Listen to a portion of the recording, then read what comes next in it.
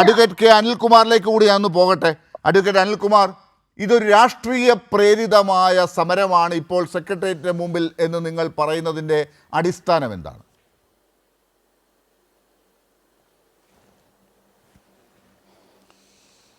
കേന്ദ്ര സർക്കാർ ആഗോളവൽക്കരണ കാലത്ത് സ്ഥിരം തൊഴിലാളികളെ ഒഴിവാക്കുന്നതിന് വേണ്ടി കണ്ടുപിടിച്ച സൂത്രവിദ്യയാണ് സ്കീം വർക്കേഴ്സ്.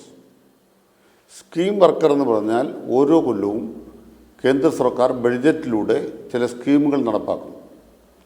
അത് നടപ്പാക്കുമ്പോൾ അതിൻ്റെ പ്രവർത്തകരായിട്ട് വളണ്ടിയർ പ്രവർത്തനം നടത്താൻ സന്നദ്ധരായവരെ ക്ഷണിച്ചുകൊണ്ടാണ് ആശ എന്ന സംവിധാനം ഉണ്ടായത്.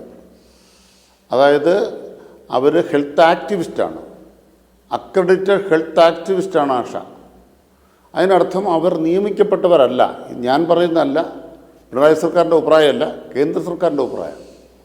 ഇവർക്കാർക്ക് നിയമന ഉത്തരവ് കൊടുക്കാറില്ല, അവർക്കൊരു അക്രഡിറ്റേഷൻ കൊടുക്കുന്നു, അത്ര മാത്രമേ ഉള്ളൂ. അങ്ങനെ എന്തെങ്കിലും ജോലിയുണ്ടോ വല്ലതൊക്കെ കിട്ടും എന്ന നിലയ്ക്ക് കൊത്തിയും പിറക്കിയും കഴിഞ്ഞുകൊണ്ടിരുന്നൊരു സംവിധാനമാണത്. ഈ കേന്ദ്രാവിഷ്കൃത പദ്ധതികളുടെ ഒരു പ്രധാനപ്പെട്ട കാര്യം, കേന്ദ്രം അതിൻ്റെ 60% സംഖ്യ തരും, സംസ്ഥാനം 40% സംഖ്യ മുടക്കണം. മുമ്പ് കേന്ദ്രം 75% തരുമായിരുന്നു. മോദി വന്നപ്പം അത് 75 എന്നുള്ളത് 60 കുറച്ചു, സംസ്ഥാനത്തിൻ്റെ 25 എന്നുള്ളത് 40% കൂട്ടി. എന്നിട്ട് എല്ലായിടത്തും ഇപ്പം മോദിയുടെ പടം വെക്കണം, എല്ലാം മോദിയുടേതാണ് എന്നല്ല പറഞ്ഞുകൊണ്ടിരിക്കുന്നത്. നമ്മളിപ്പം 4 ലക്ഷം രൂപയുടെ വീടിന് പണം കൊടുക്കുമ്പോഴത്തേക്കും കേന്ദ്രം അതിൽ വേണമെങ്കിൽ 72,000 രൂപ വരെ തരും. എല്ലാവർക്കും കിട്ടുകയില്ല, കുറച്ച് പേർക്ക് കിട്ടും.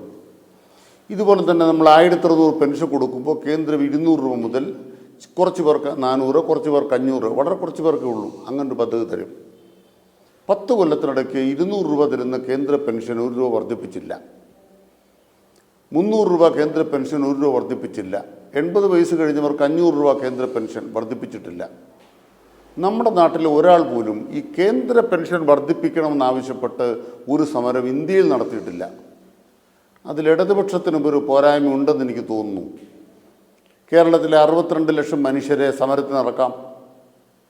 ആശാപ്രവർത്തകർ ഇതുപോലെ സമരത്തിനിറങ്ങുമ്പോൾ 62 ലക്ഷം ആളുകളെ നമ്മളിറക്കാം. ഇവർ 1600 6000 ഇറക്കട്ടെ. 62 ലക്ഷം ആളുകൾ കേരളത്തിൽ നിരന്നു എന്ന് പറയുകയാണ്. ഈ കേന്ദ്ര സർക്കാർ തരുന്ന പെൻഷൻ 200 ഉണ്ടായിരുന്നു. 10 കൊല്ലമായില്ലേ മോദി, 1 രൂപ കൂട്ടിയോ? ഉമ്മൻചാണ്ടിയുടെ കാര്യം ഇവിടെ പറഞ്ഞല്ലോ, മോദിയുടെ കാര്യം നമുക്ക് അങ്ങോട്ട് ചോദിക്കാം. ഇനി കേന്ദ്രാവിഷ്കൃത പദ്ധതികൾ കേന്ദ്രം 60% തരുമ്പോൾ എത്ര? 60%. അതാണ് ഐ ടി എടുത്ത് കിടക്കും.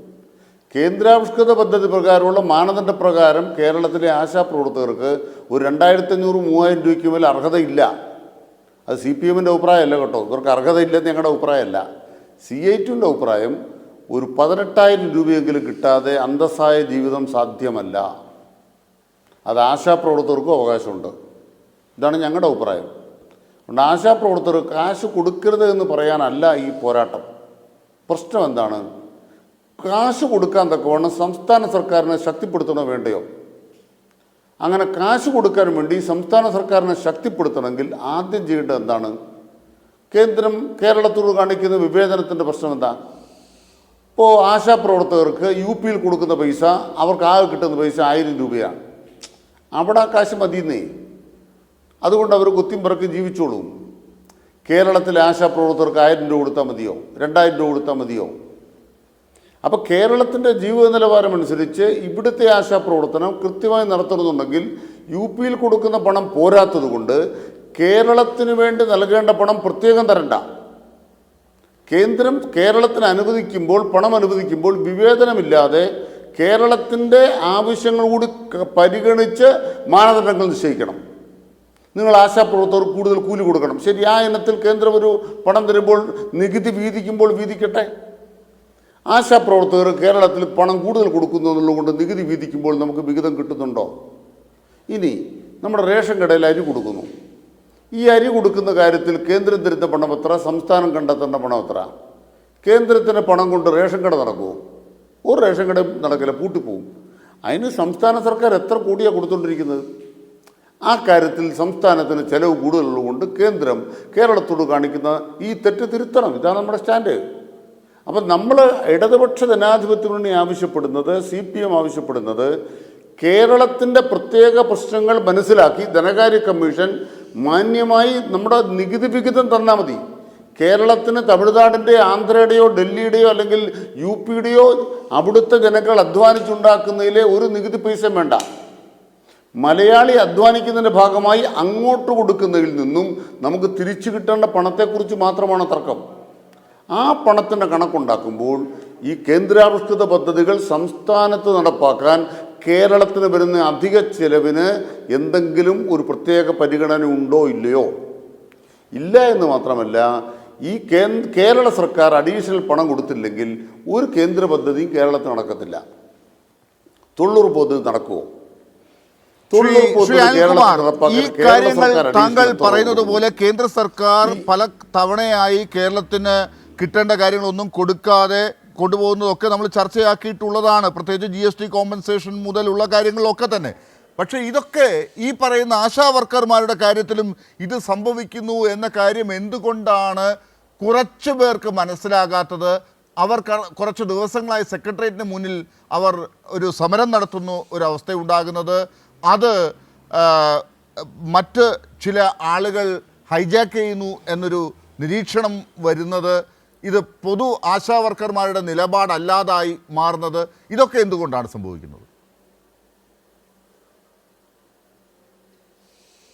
അല്ല, ഇത്തരം ഏതൊരവസരം കിട്ടിയാലും അതിൽ ഇടതുപക്ഷ വിരുദ്ധ കമ്മ്യൂണിസ്റ്റ് വിരുദ്ധ സഖ്യശക്തികൾ സിംഗൂർ മുതൽ നന്ദിഗ്രാം അടക്കമുള്ള കാര്യങ്ങളിൽ ഒരു സർക്കാരിനെ അട്ടിമറിക്കാൻ ശ്രമം നോക്കുന്നതൊക്കെ സ്വാഭാവികമാണ്.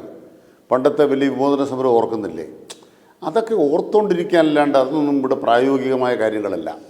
ചോദ്യം ഇതാണ്, ഇത്തരമൊരു സാഹചര്യത്തിൽ CITUവിനോടൊപ്പം ചേർന്നുകൊണ്ട് ഈ കേന്ദ്രാവിഷ്കൃത പദ്ധതികൾ കേരളത്തിൽ നടപ്പാക്കാൻ ആവശ്യമായ ധനസഹായം ലഭ്യമാക്കുന്ന ഒരു ദേശീയ പോരാട്ടത്തിലേക്ക് വരാൻ ഇവർ തയ്യാറാണോ?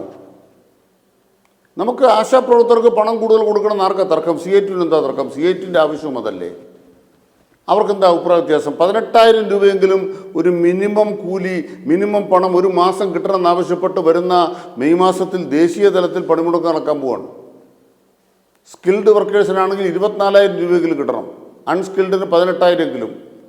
ആ ദേശീയ പണിമുടക്ക് നടത്താൻ പോകുന്ന ഒരു CITUവിന്, ദ്വിദിന പണിമുടക്കിലേക്ക് പോകുന്ന CITUവിന് ആശാവർക്കർക്ക് കുറയ്ക്കണം എന്നെന്താ ആവശ്യം?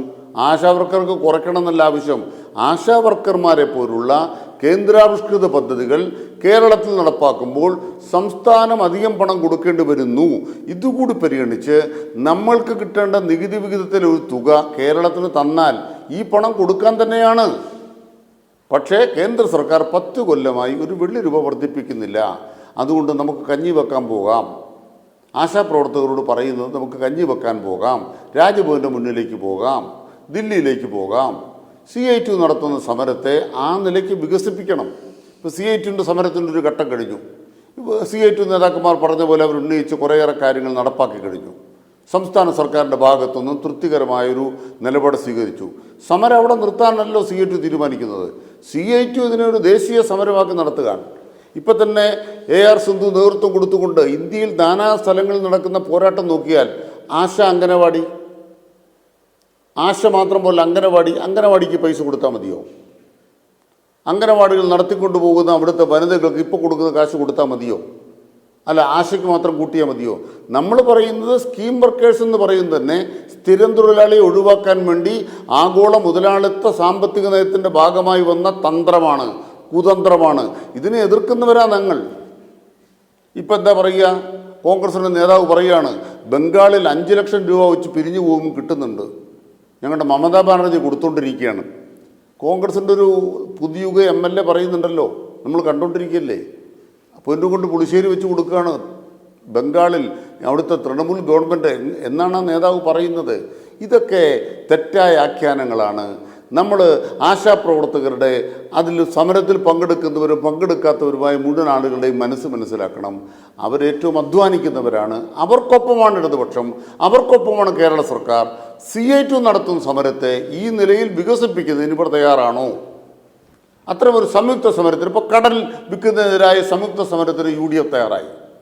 നമുക്ക് ആശാപ്രവർത്തകരുടെ കാര്യത്തിൽ സംയുക്ത സമരത്തിന്, നമുക്ക് രാജ്ഭവൻ മുന്നിലേക്ക് സമരത്തിന് വരാൻ ശശി തരൂർ പറഞ്ഞ പോലെ ഇവർ തയ്യാറാണ്. നമുക്ക് SUCയോടും പറയാം, SUCയെ മാറി നിൽക്കേണ്ട. പക്ഷേ SUC വരത്തില്ല. കാരണം ഫോക്കസ് എന്താണ്? ചില ആളുകൾ ഇപ്പോൾ അവിടെ അടിഞ്ഞുകൂടിയിട്ടുണ്ട്. ഈ അടിഞ്ഞുകൂടിയവരാരാണ്? എന്താണ് അവരുടെ ലക്ഷ്യം? വാളയാറിൽ നിന്ന് ഒരു വണ്ടി പിടിച്ച് തിരുവനന്തപുരത്ത് വന്ന് മാത്രമേ ഉള്ളൂ. വാളയാറിൽ തലമൊട്ടയടിപ്പിച്ചവരെല്ലാം കൂടെ വണ്ടി പിടിച്ച് തിരുവനന്തപുരത്ത് വന്നിട്ടുണ്ട്. അങ്ങനെ വാളയാറിൽ നിന്നും തിരുവനന്തപുരത്തെത്തിയ സംഘത്തിൻ്റെ കമ്മ്യൂണിസ്റ്റ് വിരുദ്ധ ഉപജാപത്തിൻ്റെ ഇടമാക്കിയതിനെ മാറ്റാതിരിക്കാൻ അതിൽ പങ്കെടുക്കുന്നവരിൽ ആശാപ്രവർത്തകർ വിവേകത്തോടെ ചിന്തിക്കുന്നവരുണ്ടെങ്കിൽ നമുക്കൊരുമിക്കാം.